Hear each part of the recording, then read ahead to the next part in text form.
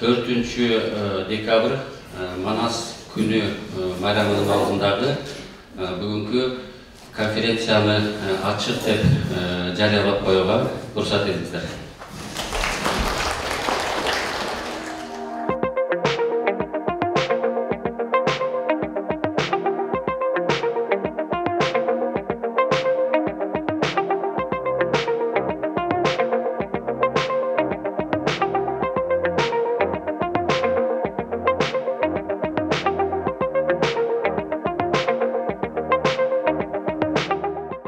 Урматтуу кесиптештер, коноктор, бүгүн биз ошол биринчиден Манас таануу жана маданият кафедрасы баштапкы институт катары уюшулганын 10 жылдыгын белгилеп жатабыз.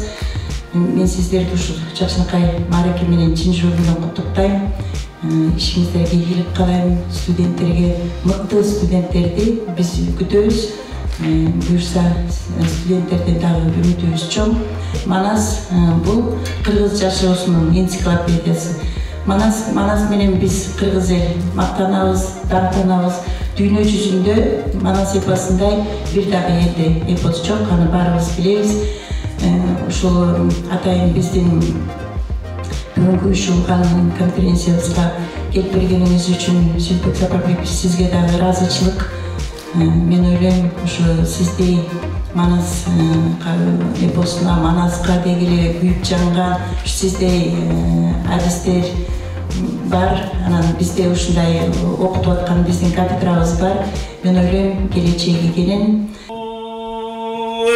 Аракен кетмен өзгендүрүбү, тезе куллаш чоңдүрүбү, чыгырыгы нимери, чың көзүнө жиберип, урамасын нимери, Аракен кул көзгө жиберип, бешин жакты караса, аңызы тамаша, жаккан экен жайкалып, берги турган бешбегин, калкым касиети байкалып, асындатыр көй кашка, айбаты журттан бир башка, көк жарлатыр көй кашка, көлкү журттан бир башка, тамыр соңду карача, асты жагын караша, басасы жаткан бактыр чуңгандары жатканга канчын, жаккан экен жайкалып, берги турган бешиндин, калкым касиети байкалып, береке турган Алманбет етегин таппайт, сөзүнүн энесин таппайт, өзүнүн аягын таппайт, сөзүнүн эң апасын гана таппайт, өзүнүн болу.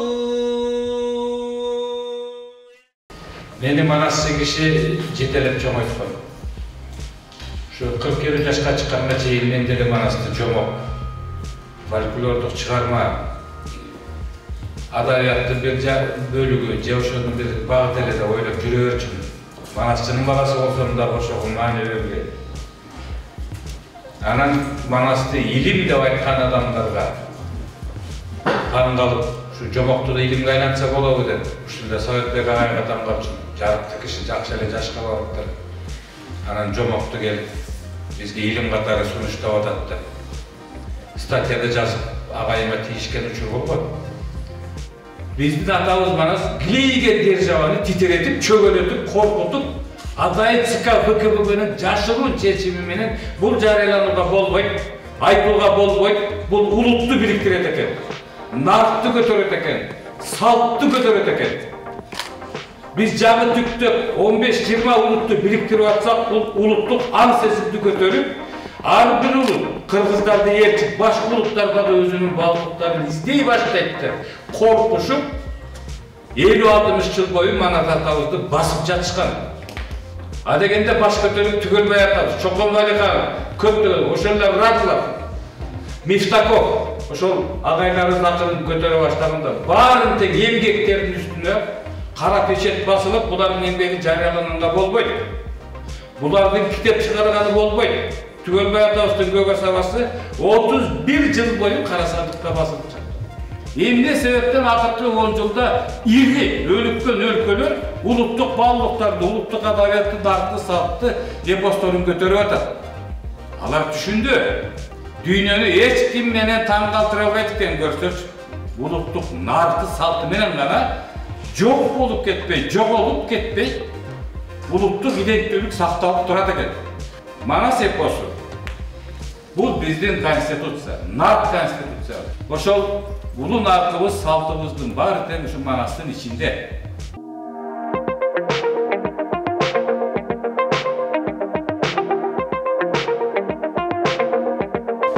Manas eposunun poeziya katары, adabiyat katары, görkemsiz öneri katары bir çoğun kasiyetin jana özgöçölügün belgilebey ötүүгө bolbos.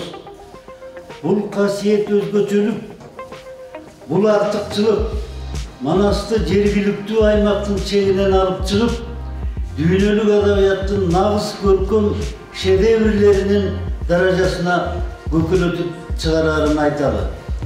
Дегеле Манас өзүнүн көркөм формасы жагынан көз жеткис, кол жеткис эң бийик чокуга өркүндөп чыккан чыгарма.